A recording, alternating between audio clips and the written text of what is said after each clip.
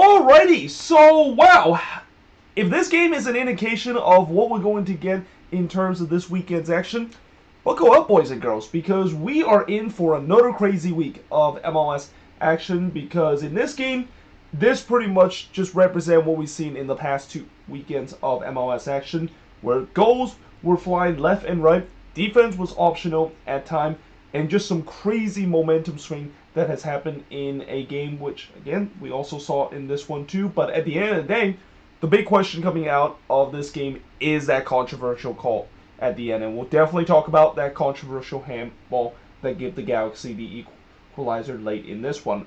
But first of all, let us begin in the first half, and in the second minute, Dupuis gave the ball away in his own box, and when he gave that ball away in his own box, I thought the Sounders were able to capitalize, but I believe one of the Galaxy player was able to make the tackle, and the Sounders were kind of half-heartedly shouting there should have been a penalty. It wasn't given, but either way, that was a big mistake by Nick Dupuis, and he is very lucky that he got away with that one, because there's so many times where I talk about giveaway in your own half is already terrible enough, but to give the ball away in your own box while there's Sounders player in the vicinity, yeah, he is very lucky that one did not end up in the back of the net, and the Galaxy find themselves 1-0 down just 2 minutes in. Though in the 8th minute, Chicharito did hit one straight to Stephen Fry before Ruidíaz blasted way high from long range. But in the 11th minute, Chicharito will get on the score sheet as he scored here from Cabral and Araujo to give the Galaxy a 1-0 lead. And I thought the pace kind of started picked up after this. I mean, it was kind of a bit of a slow start to this game, which again, I think this is kind of typical when you have a game that has so much at stake.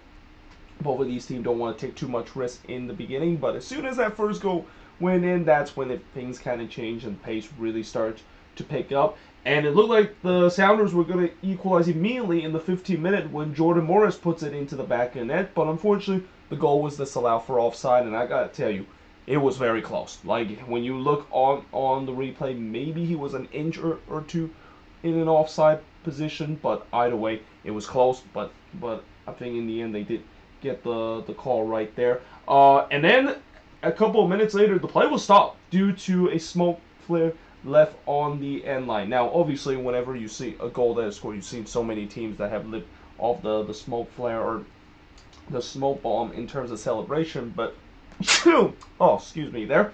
What happened here is that it seems like one of the smoke flare actually, usually they're in the capital stand, but, one of them might have dropped onto the pitch, and basically that's how it was left there. I mean, the smoke was coming out from the pitch, and it was just pretty much covering the entire part of the stadium, which at that point I immediately wrote peak MLS, because that is just peak MLS that of course does happen. It also kind of set a tone of what craziness we were about to embark in this game.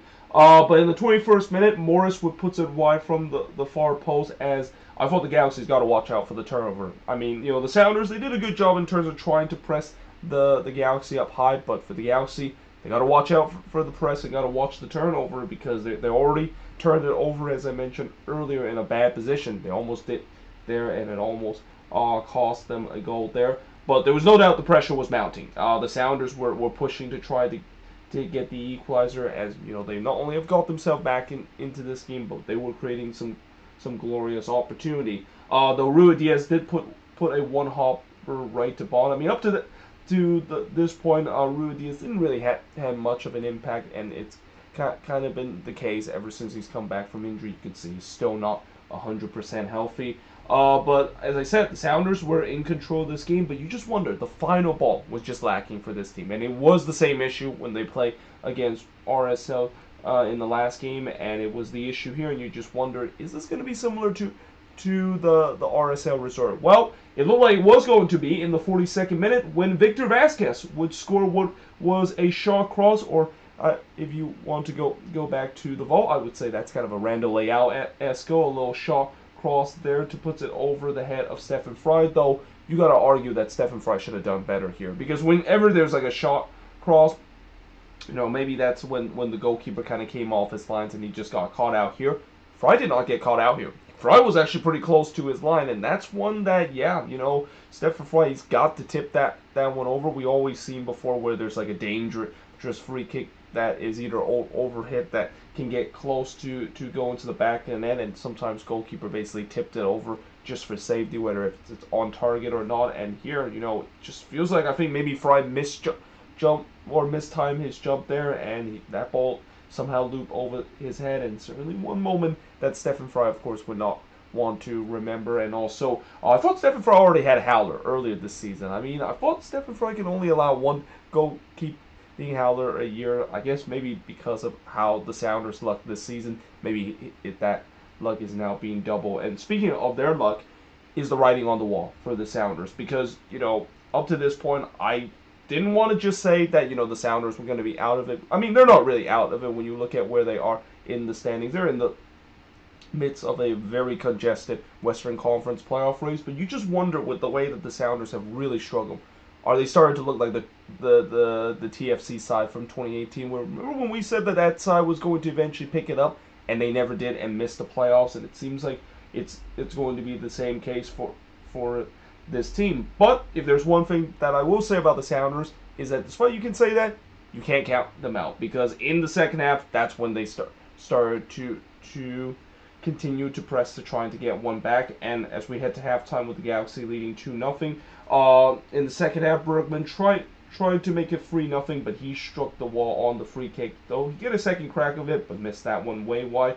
And I think the Galaxy realized that, yeah, you know, at 2-0 against the Sounders, even though the Sounders are not at the best in the past couple of games, you can't just simply leave it at 2-0. And there's always a reason why 2-0 is the most dangerous scoreline, because you know, we know that the Sounders, they can get one back, then this game can definitely be game on. Because in the 54th minute, the Sounders do get one back, as Kellen Rowe would score from Rui Diaz and Rodon to make it 2-1 in this game. And I thought that was kind of against the run of play, because up to that point, I thought the Galaxy started the second half the better side, and that was really the first chance that the Sounders, of course, was getting. But then in the 60th minute, we had a crazy sequence where Rusnak first struck the post from long range, but somehow he gets a second crack of it, and he actually hits it from long range again, and somehow he struck the post. And before I even had a chance to write, is this just one of those nights for the Sounders where the luck is not with their side? Well, it turns out the luck was on their side, because literally on the same sequence of this, because the Galaxy had a lot of trouble in terms of clearing their lines there, Rui Diaz would bear us in, as he scored here from Ladero and Nuhu to tie the game up at 2 apiece. And I mean, looks like MLS After Dark energy was back. And actually, I don't know why I said MLS Dark and Energy. I mean, it feels like that, because it feels like it's about to get really wild with the momentum swing, and also the goals are just flying left and right. And I also wrote that the momentum was clearly for the Sounders, and they were now the one that was looking to try to get the lead. They also cut into a feed on the ESPN feed that showed that when Chicharito was subbed off for Joveljic, you can see Chicharito was angry. Like, he was not happy that he was subbed off. You know, he walked toward Greg Vanny. Greg Vanny wanted to had some words with Chicharito, but yeah, Chicharito was not having it. He was not happy that he was subbed off in this game. Or actually, I don't know why I wrote subbed on here. It's actually subbed off. Let me just correct that here. Yeah, so of course he got subbed off, and he was very frustrated about this. And I understand why he's frustrated, because as a goal scorer like him, you don't want to subbed off when the fact that now your team need a goal, and especially just a couple of minutes later, the Sounders would take the lead for the first time. It's Jordan Morris, the ones that gives the Sounders the lead in this, and Bond originally make a great save there to deny, I believe it was Kellen Rowe, but unfortunately the rebound fell right into the hands of Jordan Morris, which he tapped it in, and they show a camera feed of Chicharito again. And I mean, not only the fact that you can see Chicharito was devastated, but you can see he must be livid of what Greg Vanny have just done. And again, I can understand why he's frustrated, because he is subbed off for Joveljic, but we've seen before of how big of an impact that Joveljic has been in the remaining part of the game, and as a super sub. So yeah, you know, I think in the end that is still the right move that Greg Vanny decided to bring on Joveljic. There, though, again, that still brings the age-old question: why in the world is this guy not getting getting regular minutes and getting regular starting time when he clearly can do it in even during the time when he of course gets his limited start. I mean, I still just don't understand the fact that, I mean, I understand some players are good in terms of the super sub role. I mean, for a long time the prime super sub of MLS has always been El Zeno, but he's different because with the way that he's a guy that is kind of in his mid 30s and winding down his career. That the super sub role basically is what fits him. But you know, Jovic, he's still 22 years old, and he's been expressing that he wants to be the future of this Galaxy team, and he wants to get the regular start. And again, I'm pretty sure Galaxy fans have been thinking the same thing of with how good that Jovic has been this season. How in the world Greg Vanney are still starting Kevin Cabral over him when it's been proven that Jovic is miles better than what ever Cabral basically offer. But that being said, going back to this, Dignity Health Sports Park was in stunned silence, and that, you know, the small pockets of Sounders fan, they would definitely rejuvenate. And you just thinking that, you know, after they score that goal, the narrative is now saying that this Sounders team just simply will not die. Like, this team just you can't always say that this team is down and out because of the fact that they've done this so many times in this past decade, where just as you think that they look dead and buried, they're now come back to life and get a huge 3 points out of this game. Though that being said, in the 77th minute, the Galaxy almost tied it up as Delgado's shot was actually clear off the line by Nuhu, and the game was kind of starting to be wide open, which that does not favor the Sounders, because when you're leading late in the game, you do not want the game to be open. The camera also shown a Klein out banner.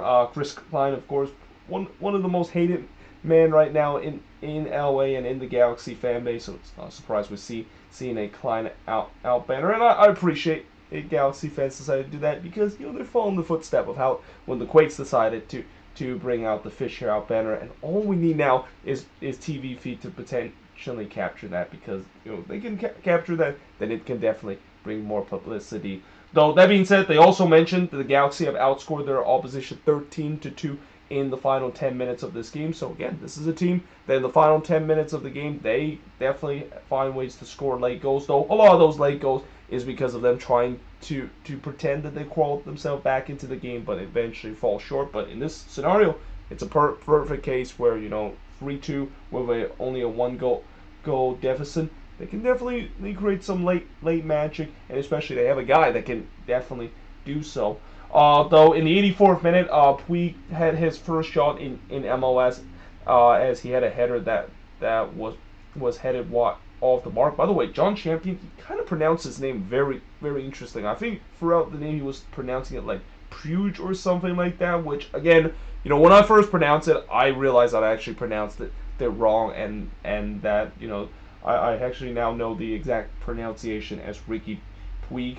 But the fact that John Champion kind of pronouncing it differently, that's, I mean, originally I thought maybe Taylor Twellman was going to correct him, but no, he just keep pronouncing the same way, and I just don't know if that is actually the correct pronunciation to that. But either way, you know, he did come on into this game. I mean, he didn't really make that much of an impact, but like I said, you know, it's tough to trying to come off the bench and make it an impact, in that, you know, we know Ricky Puig is nowhere close to what Zlatan did when he came off the bench a couple of years ago against LAFC. Though that being said, I also thought that the Sounders were packing it in, and I just think that that's not going to work, because we've seen this before, where when teams are holding on to one goal lead, especially on the road, yeah, it does not end up well for them, and especially against a Galaxy team that knows how to score late.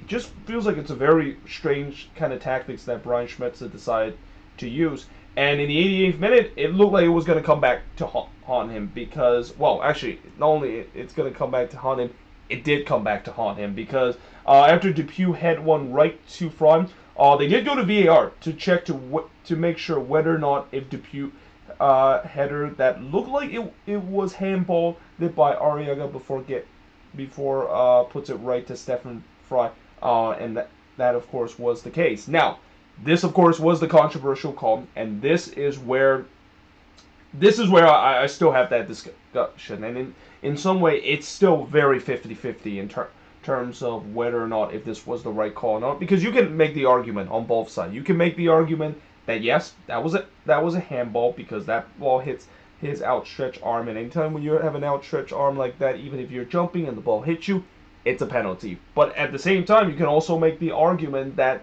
when that ball hits Arriaga's hand, he didn't have time to react. I mean, that when Depew hits that one, it basically instantly hit Arriaga's hand. So yeah, I can see that argument too. I mean, for me, if I really have to pick the right argument out of this, I would lean more toward the call where that should have been a handball because it hit his hand in an outstretched position. Because again, according to the new rule in MLS, or at least according to, well, not just the new rule in MLS, but just the new rule the IFAB have basically provided the past couple of years.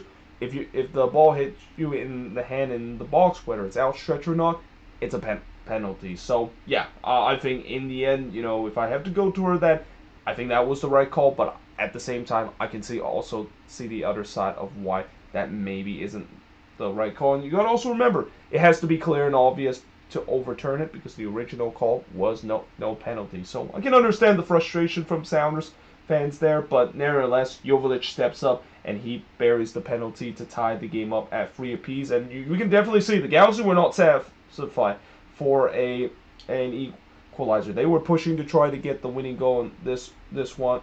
Or actually, no, yeah, the Galaxy were pressing for a winner, while the Sounders, you can definitely see they were on the ropes again. And Costa had a chance to be the hero to give the Galaxy all 3 points, but unfortunately, unlike last time when he did score a free kick goal against the Sounders, he puts this one wide on the free kick, and in the end, it ends honors even at 3 apiece between the Galaxy and the Sounders. And the shots in this one, 12 shots for the 16 that the Sounders had, 5 shots on goal compared to the 4 that the Galaxy had, 9 shots off target for the 3 that the Galaxy had, 5 shots that was blocked for the 2 that the Sounders had, and possession-wise, 52% possession compared to the 48% possession that the Seattle Sounders has in this game. And overall, like I said, this was definitely a crazy game, also barring with some controversy, especially with the handball call. Though the good news is both of these teams are still above the red line at the end of tonight. But the bad news is this basically helped everybody in the playoff hunt. Like, I'm pretty sure every single team that is in between 6 all the way down to 10th place, we're hoping that this game ends in a draw, because if this game ends in a draw, that means there's only a 1-point gap between 6 all the way to 10th. It ended in a draw, and now 6 through 10th is just separated by 1 single point, including just, I think, like right now there's a 4-way tie for 7th place right now in the Western Conference.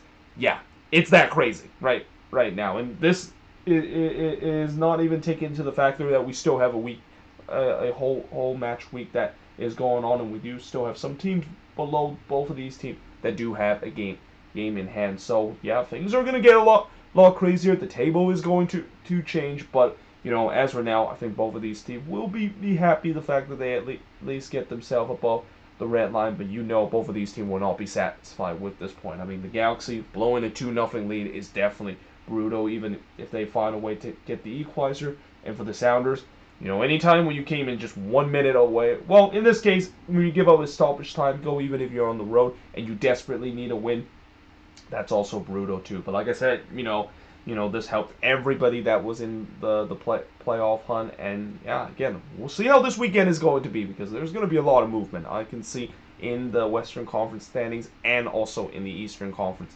standing too. I haven't forgot about the Eastern Conference, of how tight that playoff race is right now, and even crazier than what we see right now in the West. But there you have it. That is pretty much it for the review of this game, and I know it was a relatively long review because there was a lot to talk about in this game. But let me know in the comments below, what do you think of this game? And yeah, hope you guys enjoyed this video. If you do, make sure you guys leave a like, smash the subscribe button, and yeah, I of course will see you guys next time.